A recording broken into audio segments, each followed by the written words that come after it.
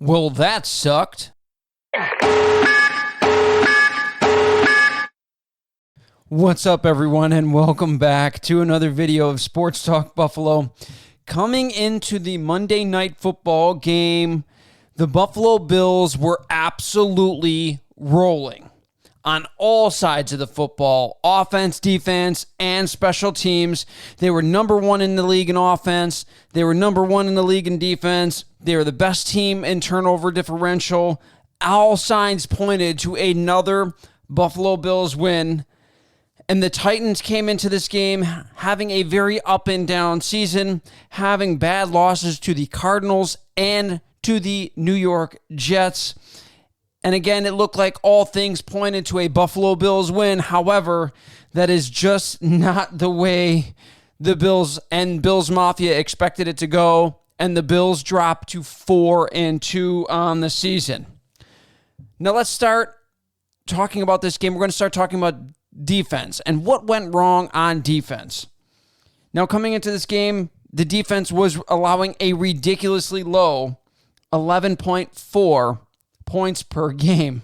The defense was allowing less than 12 points per game to opponents coming into this game, and obviously we knew that it wasn't going to continue to be this dominant all season long, and the two shutouts against lesser opponents really helped boost that number. However, we didn't think that the Bills' defense would give up 34 points to this Titans offense.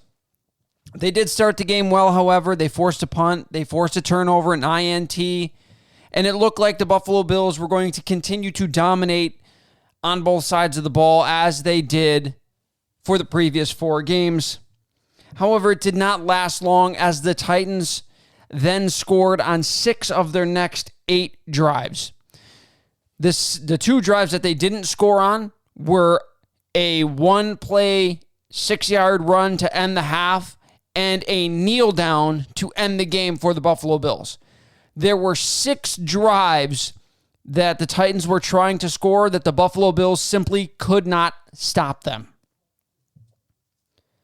The defense just couldn't get off the field all game long, and that was a huge, huge problem for the Buffalo Bills all game. They just couldn't come up with stops at any point in this game. Outside of the first quarter, the Buffalo Bills defense just had no answer for the Titans offense, and they struggled mightily in the red zone, allowing the Titans to go 3 for 3 inside the 20.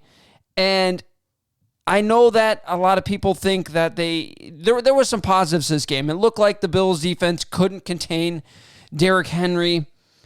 And if you look at the stat line, they didn't contain Derrick Henry as he carried the ball 20 times for 143, which equates to 7.2 yards per carry. But outside of the 76-yard touchdown run, which was like a backbreaker for the Bills, they held Henry to just 67 yards on 19 carries. That's just 3.5 yards a carry. He did add 2 more touchdowns in there, but for the most part, it seemed like they contained Derrick Henry, again, outside of the woefully bad tackling, bad play all around for the Buffalo Bills, that they just couldn't get Derrick Henry on the ground, and he just pulls away from everyone. 76-yard touchdown.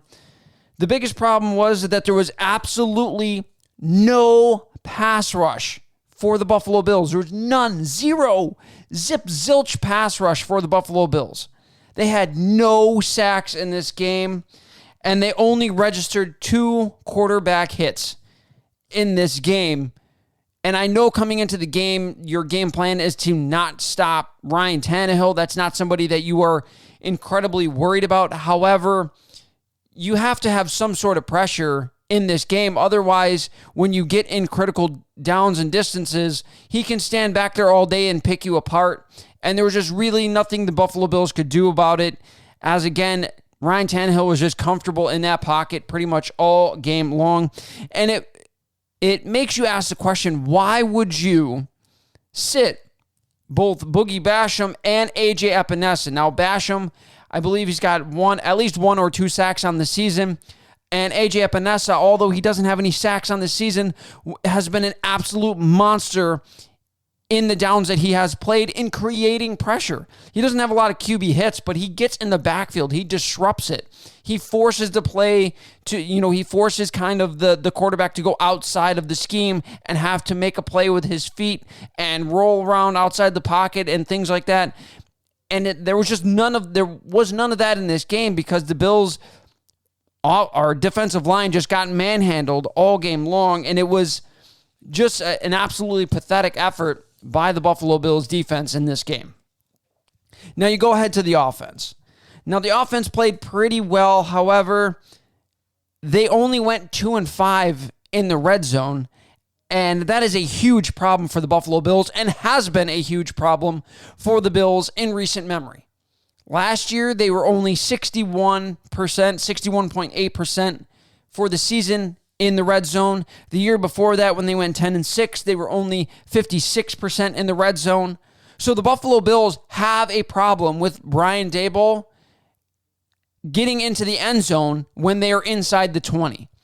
It seems like when things kind of tighten down a little bit, it's almost like he doesn't have a play to get them that last 20 yards to get them into the end zone. And that is a huge, huge problem for the Buffalo Bills. If you want to continue to be Super Bowl contenders, you must figure that out and you must start scoring at a better clip than that. The Buffalo Bills lead the league in red zone possessions. However, they are near the bottom of the league in terms of red zone conversion. So being in the mid 50s or just above 50%, that's just not going to cut it if you want to be one of the teams that is vying for the Super Bowl this upcoming year. The Buffalo Bills have to figure that out on offense. Another misstep is that, again, Brian Daboll and the Bills offense just completely abandoned the run. Josh Allen rushed for nine carries. The running backs had just 12 carries between the two of them. Just 12 carries. That is just simply not enough for the Buffalo Bills. And it's just, they ran for 51 yards, which is over 4 yards a carry. And Devin Singletary had just 5 carries, and he averaged over 5 yards a carry. I don't understand why the Bills abandoned the run and abandoned it so early when you have a running back who was averaging over 5 yards a carry on his very limited opportunities in the game, and then you hand a majority of it off to Zach Moss, who it was clear after the first few carries this wasn't his game. He has had very good games for the Bills. At this game, you had to ride Devin Singletary in the run game, and the Buffalo Bills just abandoned it completely and tried to throw the ball all over the place, which I can understand to a point because the Titans were playing essentially a JV secondary, so the Bills should have been able to take advantage more so of it. However, they kind of did what the Bills did to the Chiefs, and they made the Bills work for it, work their way down the field. Not a lot of big plays down the field available for the Buffalo Bills.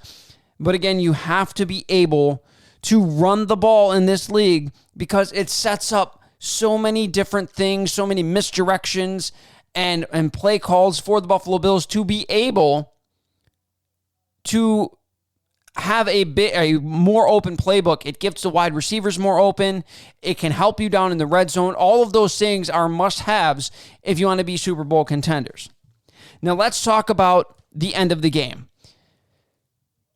Sean McDermott decided to go for it, 4th and inches. Josh Allen laid his body out on 3rd down, rolling to his left to try to get that first down. However, after a replay or two, it was clear that he was about a half a yard short. So I was not mad at that call. I knew he was about a half yard short after the first replay. It was a very, very good angle of it. The ball needed to get to the 2. He only got it to about the 2.5. And the Bills, I love the fact that they're confident enough to go for it. They believe we are the better team. We're going to go for it, and we're going to cram it down your throat. However, it just didn't go in the Bills' favor this time. It was very clear in this game, as I mentioned before, that the defense was not going to stop the Titans offense. So to leave it to a coin flip in overtime would have been silly. You have the ball, you're down by the goal line, you have an opportunity with timeouts to potentially get a first down and then get it into the end zone. However, again, the Bills just couldn't do it. Deion Dawkins gets blown up, and Josh Allen cannot get that half a yard, and the Buffalo Bills end up losing that game. That is a play that I will not mind 10 times out of 10. I love the fact that Sean McDermott went for it, because in so many years past, the Bills kicked a field goal there and then end up losing it in overtime. Let your strength of your team, which is your offense, try to win you the game when they have the ball in their hands. Again, absolutely no problem with Sean McDermott going for it. And realistically, if you want to be considered a Super Bowl contender, you have to be able to get a half a yard when the game is on the line. And right there, the Bills just couldn't do it. I believe 9 out of 10 times they probably do get that. However, teams are really keying in on Josh Allen when he's going for the QB sneak. He keeps trying to pull it out and go to his left. Defenders are knifing in there to try to close that gap down, and it is seeming to start to work well against the Buffalo Bills, and that's something that they're going to have to adjust on and figure out as the season progresses. Unfortunately, Buffalo heads into the bye week with a devastating loss again, the same as last year. However, we know what happened last year. The Bills didn't lose again until the AFC Championship game, and I believe they are hoping for a little bit more of that motivation going forward to complete the rest of the season. The Bills have a much easier schedule moving forward, and I believe the Buffalo Bills are still going to be a very good team. They're still going to be one of the top teams in the AFC, and it's just going to be a very fun season for the Buffalo Bills. We got to wait one more week. We got to sit with that bad taste in our mouth for one more week, and it is what it is. Unfortunately, the Bills couldn't get it done on Monday Night Football. I think it stings a little bit more being in the national spotlight that the Bills couldn't get it done. However, again, 4-2, not terrible going into the bye week. Still one of the top teams in the AFC. And again, we have a whole long season, so it is completely okay to get a couple of these losses out of the way early. It really shows your team what you have to work on, not get them overconfident, and let them know that it's going to be a dogfight all season long. But that's going to do it for this video, guys. Thank you for watching. If you're watching on YouTube, remember to subscribe, hit the notification bell so you guys never miss a video. We talk Bills, Sabres, and UB Bulls, men's basketball and football. As always, guys, thank you. Have a fantastic week.